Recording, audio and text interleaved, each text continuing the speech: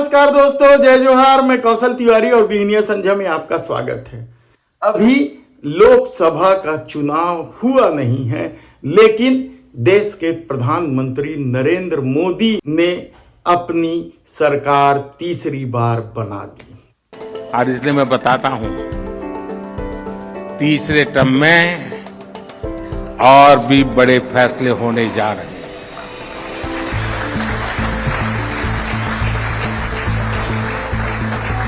भारत की गरीबी दूर करने, भारत के विकास को नई गति देने के लिए हमने नई योजनाओं की तैयारी पिछले 1.5 साल से मैं कर रहा हूं और बहुत एक एक दिशा में कैसे काम करूंगा, कहां ले जाऊंगा, इसका पूरा रोड मैप मैं बना रहा हूं। और करीब करीब 15 लाख से ज्यादा लोगों से मैंने सुझाव लिए हैं, अलग अलग तरीके से 15 लाख से ज्यादा लोगों से उस पर काम करता रहा, जिसकी मैंने कभी प्रेस नोट नहीं दी है, पहली बार बताता हूं। गजब का कॉन्फिडेंस है, और यह कॉन्फिडेंस सिर्फ सरकार बनाने तक सीमित नहीं है, बल्कि उन्होंने सीटों की संख्या भी बता दी कि भारतीय जनता पार्टी को 370 सीटें मिल रही हैं और एनडीए गठबंधन को 400 से अधिक सीट। लेकिन मैं देख रहा हूं देश का मिजाज एनडीए को तो 400 पार कर पाई के रहेगा,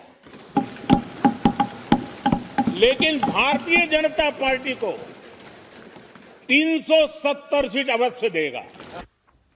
और इस पूरे खेल में मीडिया भी लग गया है।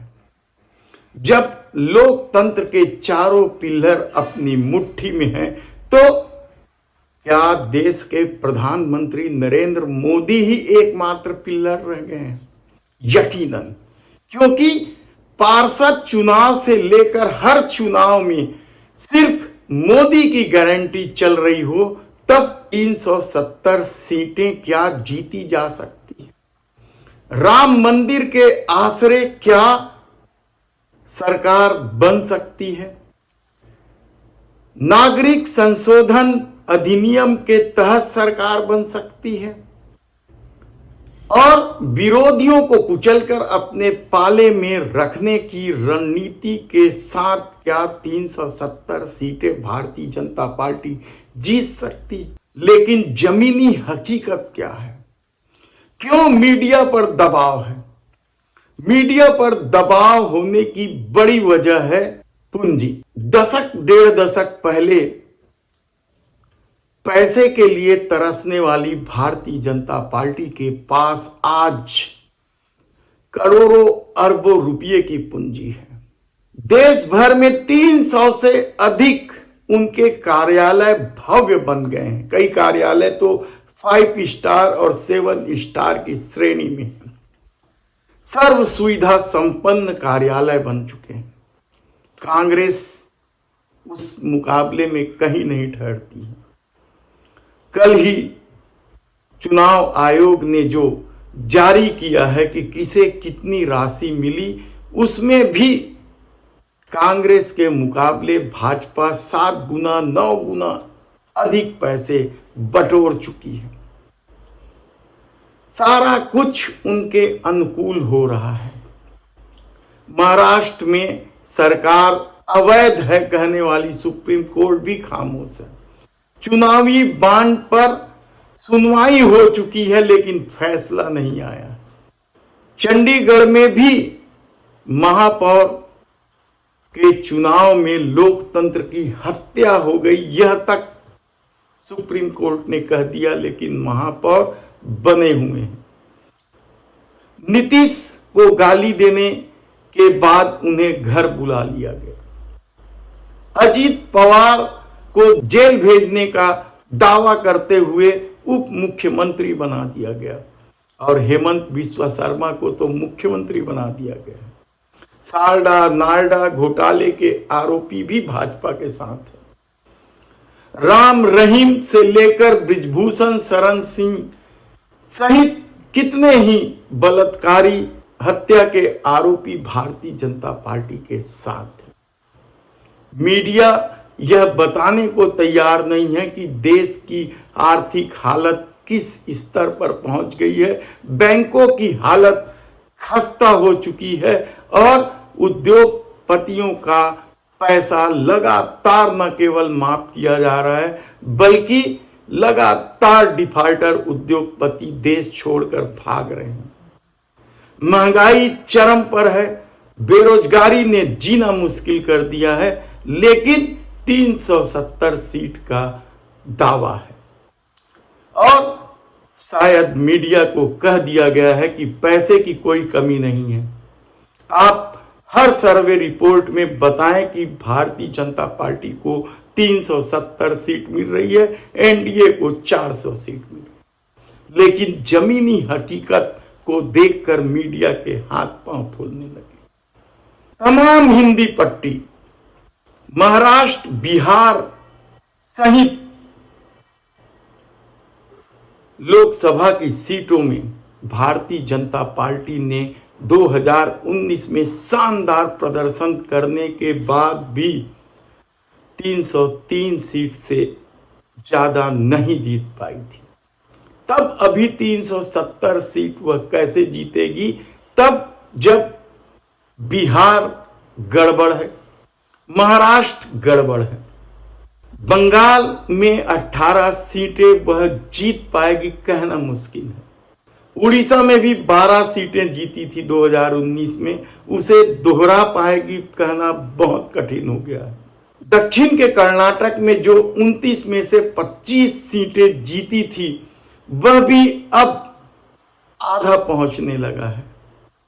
तब 370 सीटें बीजेपी कहां से जीती?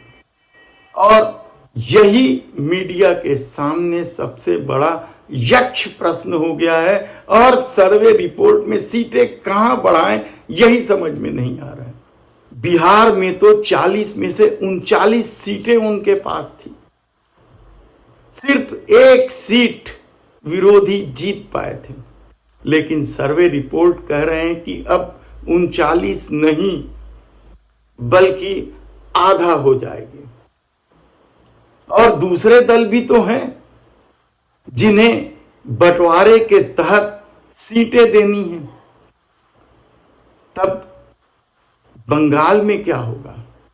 क्या 18 सीटों से आगे बढ़ जाएगी और बिहार में जो घाटा होने वाला है उसे पूरा कर ले? महाराष्ट्र में 48 में से 41 सीटें थी गठबंधन के साथ, गठबंधन खत्म हो चुका है और दावा किया जा रहा है कि दहाई भी नहीं छू पाएगी। क्या इतनी सीटें वह उड़ीसा से भरपाई कर पाएगी?